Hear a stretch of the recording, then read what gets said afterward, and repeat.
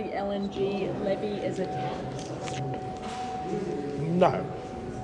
It's a cost of creating a backstop, and we're advised it's going to significantly reduce the cost of power by having that backstop.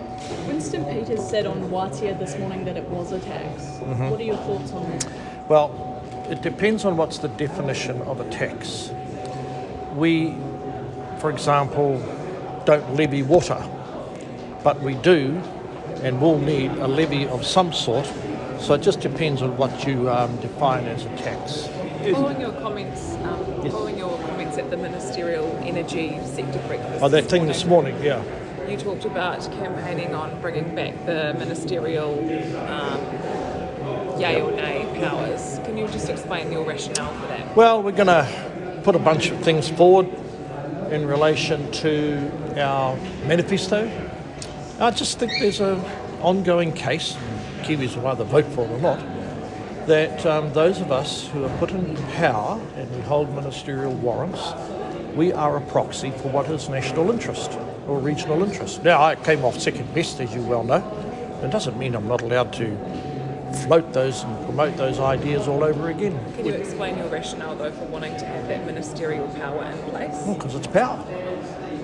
We are, every 3 years, required to face the ultimate performance review. And if people dislike the way in which we've used the power, then they'll vote accordingly. But you spoke, what I'm trying to kind of tease out of you is you were talking about why should it be an expert panel, why not me?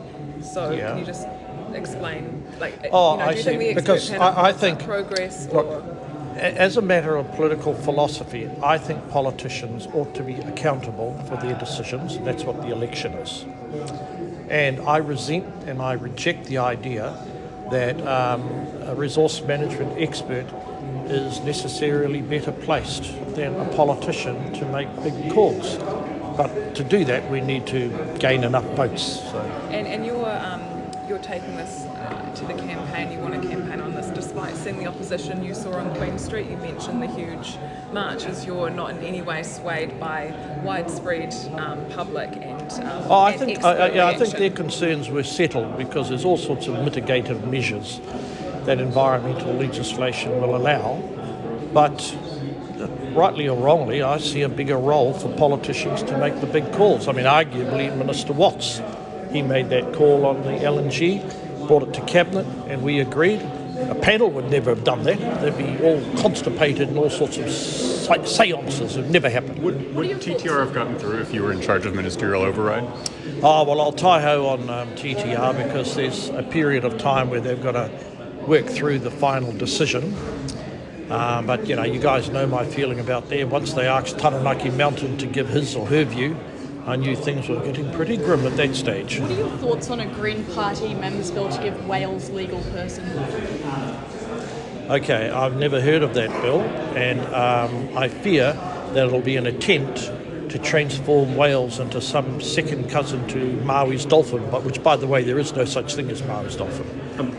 Regardless, in the TTR application, I mean, no matter what it's about, the panel's letter back basically said most of the information here is either 10 years old or missing. We just don't have it. I mean, the merits of the project aside, how is the fast track set up to handle something like that, where you can apply with information that's 10 years out of date?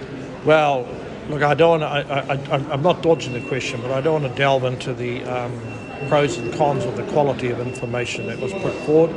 It's a statutory process. They paid a fortune to participate in it. And obviously the High Court judge, and I respect High Court judges. They're a key feature of our Constitution. They obviously made a call that there was an inadequate level of information to the extent I understand what's happened. Okay.